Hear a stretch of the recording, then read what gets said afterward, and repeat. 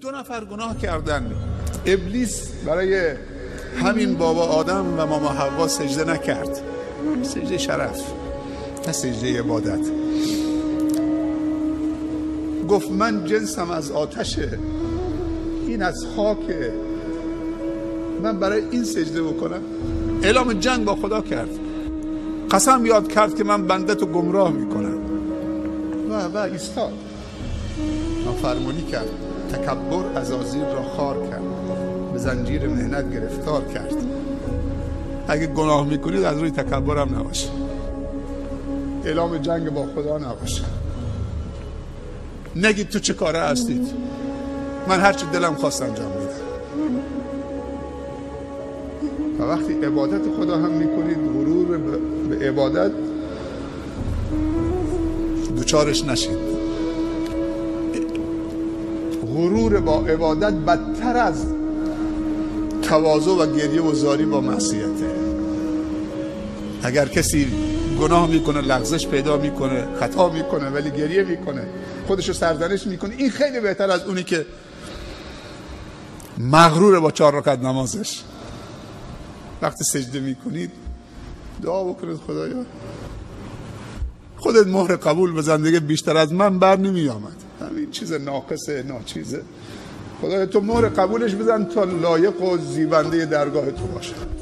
این نماز ناقص و این حواس پرتی ها و این عبادت های ناقص الله باید مهر قبول بزنه.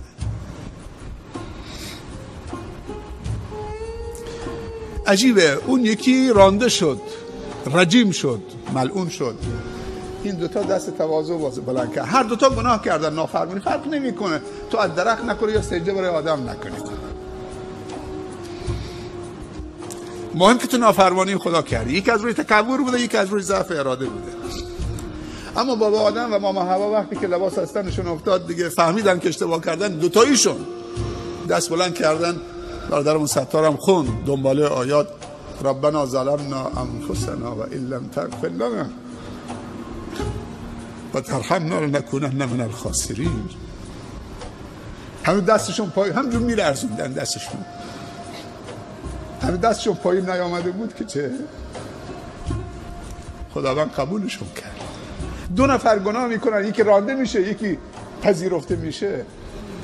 داستانش چیه؟ اون یکی گناه از روی تکبر بوده، این یکی از روی ضعف اراده بوده. یک گناهی دیگه یکی از علتاش جهله. یه وقت تو نمیدونی که این گناهه، مرتکب میشی، یه دوستی بعد از سالهای سال بهت میگه برادر تو نمیدونی که این کار درست نیست، در شریعه خدا ببخشه توبه نصوح، من نمیفهمیدم، کسی به من نگفته بود که این گناهه، حالا که فهمیدم دیگه توبه نصوح دیگه نمی‌کنم. سبحان الله. این هم مشکلی نداره. انسان اگه از گناه از روی نادانی بکنه، نمیفهمی گناهه، بعد که بهش تذکر میدن تواضع به خرج میده، این خدا منو ببخشه من نمیفهمیدم، عالمم در کنارم نبود، حالا که رفتم هجرت کردم رفتم جای دیگه، بالاخره عالمی دیدم، کسی دیدم از من آگاهتر بود، بهم تذکر داد، خدا منو ببخشه دیگه.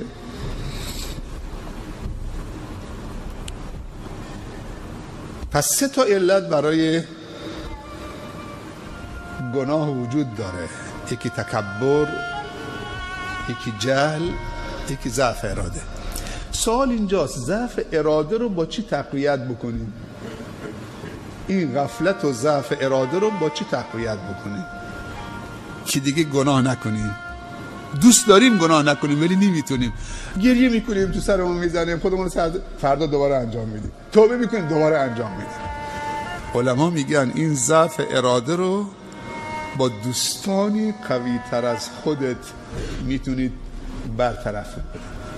دوستانی که ارادهشون ضعیفه، از تو ضعیفترن، اونا رو عوض کن.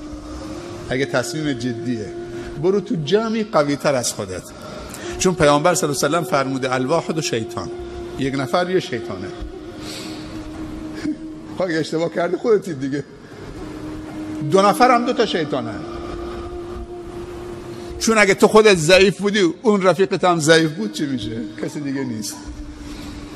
ولی وقتی تو یه جمع قرار میگیرید، جمع مؤمنی که هم آگاهترن، هم عالمترن، هم مؤمنترن، هم پاکترن، هم قویترن، همه که با هم چه ارادهشون ضعیف نمیشه. بعدم توصیه بکن به دوستانت که کمکم بکنید، من ارادم ضعیف شده. گناه میگن چند تا مرحله داره. اول لذت داره، بعد از مدتی دیگه لذتش از بین میره، فقط ضعف اراده است، تبدیل به عادت میشه. وقتی گناه از لذت تبدیل به عادت شد خیلی سخته، دیگه لذت هم نمیبره، فقط حالا دیگه ارادهش ضعیف شده، تبدیل به عادت شده. دوستان قوی‌تر، همنشین تو به باید تا تو را عقل و دین بیفزاید. دوست خوب یک سرمایه است، خیلی کمک آدم میکنه. این دوست خوب میتونه پدر و مادر آدم باشه. دوست خوب میتونه برادرت باشه، بزرگتر، خواهرت. بعضی بچه های کوچک سبب توبه پدرانشون شدن، باور بکن. بعضی دختر بچه ها سبب توبه مادرش شده، بعضی شاگردان سبب توبه استادشون شده. دوست خوب سبب هدایت دوستش شده. همسر خوب در زندگی واقعا یک سرمایه است. هیچ نعمتی بعد از نعمت ایمان معادل یک همسر مؤمن صالحی که همراهت باشه، همسفرت باشه، صبور باشه، تو فکرت باشه، کمکت بکنه.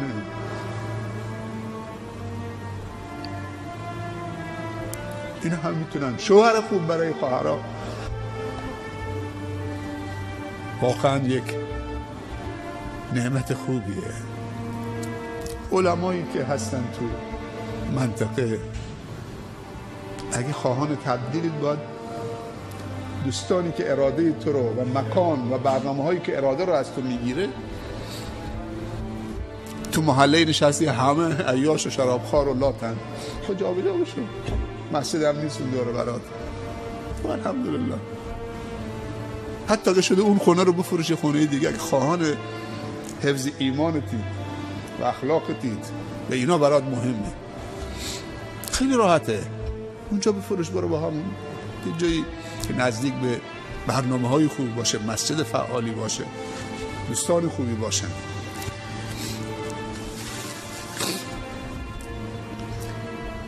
یه جمله آخرم بگم. علما میگن انسان گناه میکنه بخواد یا نخواد، اما مهم گناه کردن نیست. گناه بده ولی انسان گناه میکنه. ولی بدتر از گناه 4 چیزه، اینو داشته باشید. یک، اصرار بر گناه.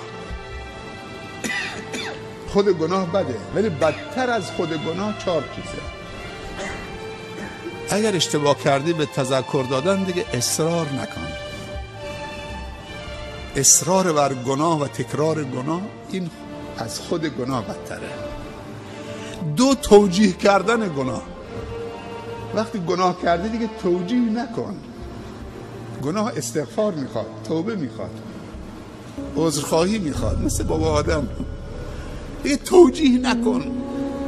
نگاه بر صورت خوبان حلال است، فلان حالا نمیدونم فلان، این چیزی برای خودش داره توجیه میکنه.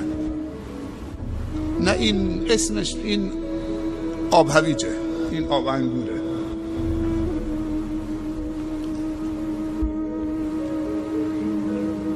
گناه انسان میدونه، پیامبر صلی الله علیه و سلم فرموده یه خارشی تو دلت ایجاد میکنه، میدونی که این گناهه، این دل بیقرار میشه. طاعت و عبادت دل آروم میگیره. گناه انسان رو مضطرب میکنه، بیقرار میکنه، نگران میکنه، پریشان میکنه. هیچ آرامشی تو گناه نیست. پس بدتر از گناه یک اصرار بر گناه، 2 توجیه کردن گناه. استغفرالله، تمام شد. 3 کوچک شمردن گناه. نگاه نکن که این گناه بزرگ کوچکه. نگاه کن کی داری نافرمانی میکنی؟ تو نافرمانی رب العالمین داری میکنی.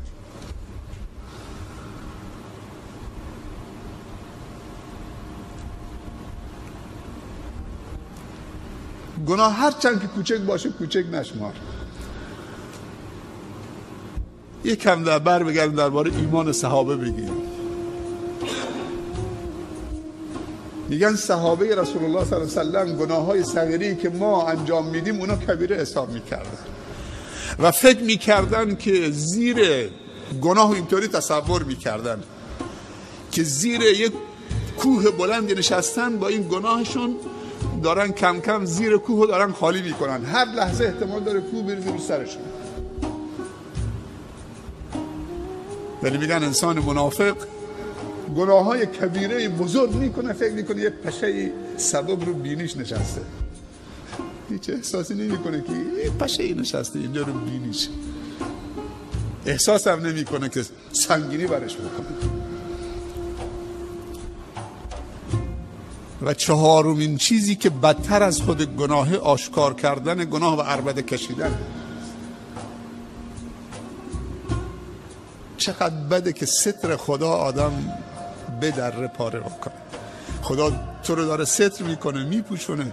تو گناهی که شب تو خلوتت خودت با دوستانت توی خونه خالی جایی توی یک شهرستانی کسی هم نفهمیده، خودتون 4-5 نفر بودید، بعد بر میگردید تو کشور خارجی رفتید گناهی با هم کردید، حالا میاد اینجا توی جمع 40-50 نفر داری با آب و تاب، با یه حال و هوای آب و تابی که بازگو میکنید، تعریف میکنید، عجب چیزایی بود، عجب. این دیگه مجاهره با گناهه. این خیلی بدتر از گناهه. اون کسی که یک گناهی کتره خودش خجول خجالت داره میکشه، خداوند هم سترش کرده، اون امیدی هست. چقدر خداوند ما رو داره ستر میکنه. این ستر خدا، پوشش خدا رو پاره نکنیم. یه جوانی میگفت بابا مامانم رفتن مسافرت، من نرفتم، کلید دادن دست من، خانم خالی بود. پسرم مواظب باش، کسی دوستان خلافکار فلان. نه بابا جان خاطر جمع باشه، خیال راحت باشه. رفت. سبحان الله. دیگه ما شب نشینی هامون شروع کردیم. این کلید خونه، بابام رفته مسافرت دور، تا 10-15 روز دیگه شاید نیان. دیگه بساطی و شرابی و